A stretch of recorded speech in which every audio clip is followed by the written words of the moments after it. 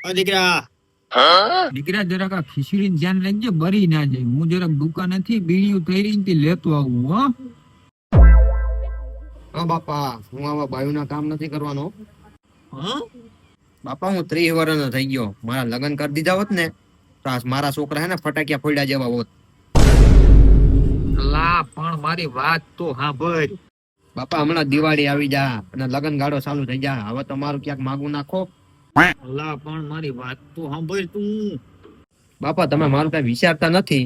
અને આપણી શેરીમાં મારાથી 5-5 વર્ષ જે નાના હતા એનું હક પણ થઈ ગયું. હવે હું તો આ ભાઈ ગયો.